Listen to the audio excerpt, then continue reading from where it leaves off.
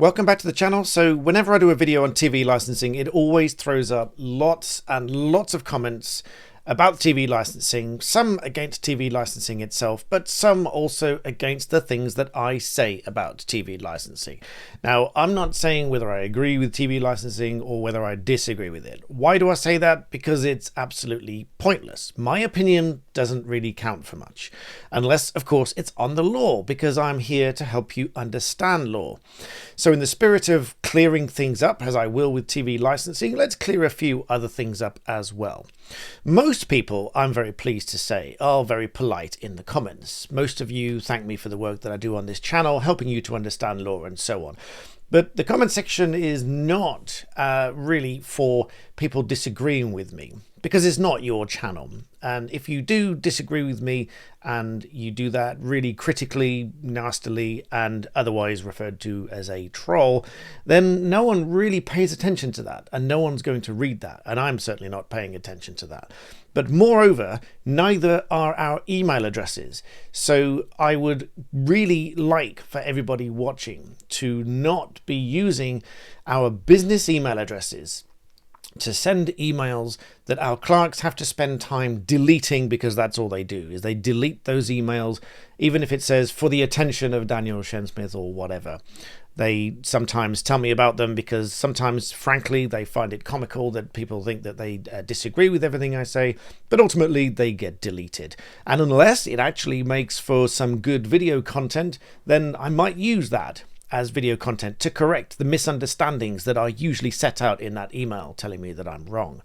Because in the spirit of clearing things up, I wouldn't be producing these videos if I didn't know what I'm talking about. And I wouldn't be qualified and practicing and have a practicing certificate if I didn't know what I was talking about. I spent many years doing my law degrees, plural, and then bar school, and then getting my practicing certificate to know what I'm talking about. So let's just clear up, first of all, the correct email addresses, because some people say that they don't find the correct email addresses to use. But I suggest if someone can't find the correct email addresses to use, then the comments that probably follow are not probably going to be worth reading anyway. So let's look at the email addresses that I provide in every single video that I put out here. Video requests can go to requests@blackbeltbarrister.com. Even in brackets I put here, not for requests for free advice, because I can't give free advice. On every video that I do, I tell you that it's not advice. I, in fact, took action against somebody that used one of my videos and tagged it with free advice, because it's not free advice. It's not advice at all. It's guidance. So that address for requests is for video requests only and not for advice. It's not a request for a video disguised legal advice. In other words, they want free legal advice but disguised as a video. It can be a video idea, but if it comes across as being a disguise for free advice, that's not going to happen, because I can't give legal advice unless I'm instructed formally. If you want to send clips for me to use, that is videos, clips@blackbeltbarrister.com. So the address is clips@blackbeltbarrister.com. For personal messages, I can't answer them all because I get far too many. But if you want to send those, I'm over on Instagram, and it's the same handle, BlackBeltBarrister. And here is the address that many people, and by people I mean trolls, trying to tell me that I'm wrong about certain things, sending emails to clerks@shensmith.com, which is our formal advice only email. If someone, and many of you have contacted me for formal legal advice, that's absolutely fine. I can, in appropriate cases, conduct direct access where you don't need a solicitor, and I can charge you either a fixed fee, an hourly rate, or something like that. That is the address you use for that, clerks@shensmith.com. And just for the avoidance of doubt, on every single video I also say that neither this video nor any other should be taken as legal advice, and I accept no liability for any reliance placed on it, because it's not legal advice. And once again, for formal advice, please contact clerks@shensmith.com. So for those that do waste our clerks' time by sending emails like that, please don't do it. It's just a waste of time. You're wasting your time as well as our clerks' time, and only very occasionally giving me some opportunity to create another video based on how wrong you are, ironically, on some of the comments that you post. But by the by, Now, let's move on to clearing up some things about TV licensing that a lot of people misunderstand. Now, as I said, I'm not doing this video in support of TV licensing in one sense or another.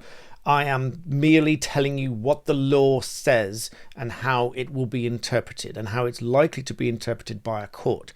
So, like it or not, like what I say or not, that's all I'm doing, and I'm helping you to understand law here. So this is all under the Communications Act of 2003, which is a hefty act which sets out, including other things, the requirements for TV licensing. Now, the licensing of TV reception itself, we looked at section 363, a license required for the use of a TV receiver. We then have to look at what a TV receiver is, but I'll come back to that in a moment. The outline is that a television receiver must not be installed or used unless the installation and the use of the receiver is authorized by a license. So if you install it for the purpose or you use it in contravention of a license, you are guilty of an offense. Now, we also look to 366, which is something that's caused a bit of a stir in the comments. And as I say, most of the comments that typically start with "you're wrong" and things like that. Ironically, the comment itself is usually wrong. And so this particular correction of those misunderstandings is in relation to the powers to enforce TV licensing. Now, as I say, this is not in support of TV licensing nor against it. I'm telling you what the law is. If there is sufficient evidence, then they can obtain a warrant. So as per section 366, if a justice of the peace or a sheriff in Scotland or a lay magistrate in Northern Ireland is satisfied by information on oath that there are reasonable grounds for believing that an offence is being committed, i.e. a TV licensing offence, and that the evidence of the commission of the offence is likely to be on the premises specified in the information or in a vehicle so specified, that one or more of the conditions are set out in subsection 3, he may grant a warrant under this section. A warrant obviously allows them to search a premises or a vehicle and search the premises or a vehicle to examine and test any television receiver found there. I'll emphasize this point because we come back to the definition of a television receiver in a moment. So this grants the authorized person with a warrant to search the premises or vehicle and examine and test any television receiver found there. Now, as I said, we're going to come back to the words television receiver and what it means in a few moments. However, before we move on to that, let's look at a further provision under this section.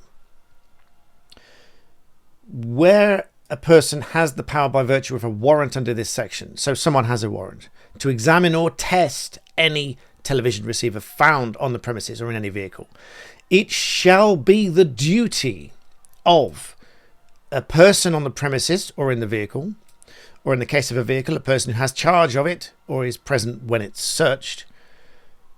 And here's the key part: to give the person carrying out the examination or test all such assistance as that person may reasonably require for carrying it out. Let's read that again. It shall be the duty of any person, either in the premises or in the vehicle or in charge of the vehicle, to give the person carrying out the examination or test all such assistance as that person may reasonably require for carrying it out. Now, some of the comments have talked about PCs and laptops and phones and say they don't count. Well, I'm afraid they do. They absolutely count, and I'm going to tell you why. Again, this is a one-way communication here. I'm explaining the law. I'm not debating the law. This is not a debate, with all respect. Moving on to the meaning of a television receiver, as I said, I will come back to. This under section 368. In this part, now this is what happens with law. It jumps around from piece to piece and you have to find and pinpoint where this law comes from.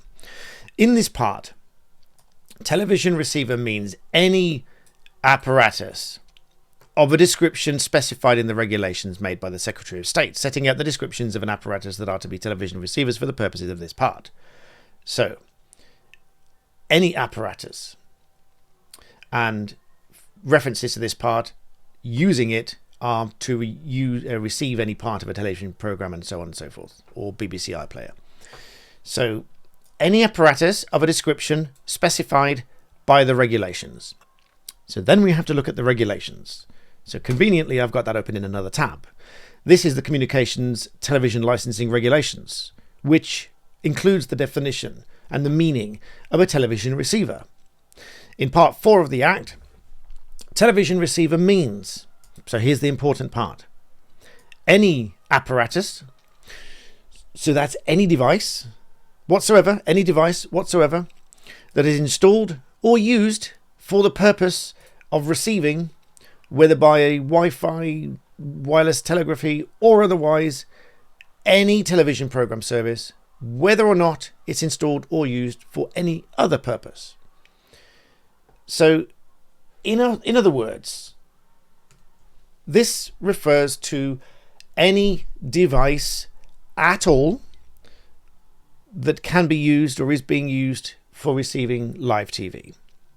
And if that's being the case, and then we move back to the event where they have a warrant to search the premises.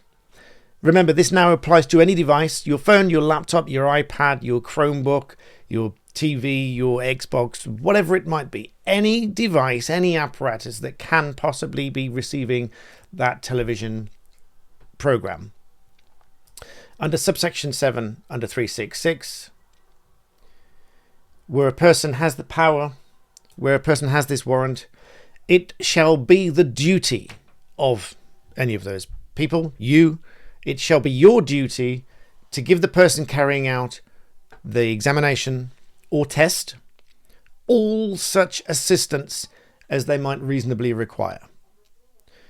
And moving on to sub 8, if you don't, a person is guilty of an offence if he intentionally instructs the person in the exercise of any power executed under that warrant, and without reasonable cause fails to give any assistance that he's under a duty to give under that section. And a person guilty of an offence shall be liable on summary conviction to a fine up to level 5 on the standard scale. So there it is, as clear as it could possibly be. Any apparatus that is installed or used for the purposes of receiving live TV, you are under a duty to provide all assistance that is reasonably required. Now, you cannot possibly imagine that you've got an iPad or a phone or something else that could be using TV broadcast services. You get to court, you didn't provide that assistance as required, and that's what they say to the court. You cannot imagine that the court is going to say, well, that's okay. It's okay that you didn't provide that assistance, because that's not what the law says. There are people prosecuted for this up and down the country, day in and day out, because they either failed to provide the assistance in looking at these devices, or they failed to provide the assistance in allowing them to conduct the search of the premises under the powers of the warrant, and so on and so forth. Now, equally, they can only really get to warrant if they have some evidence, because if we go right back to the beginning here, they must have some evidence, some reason to believe that they're going to find this evidence of using TV equipment in the premises. So otherwise, you don't need to let them in.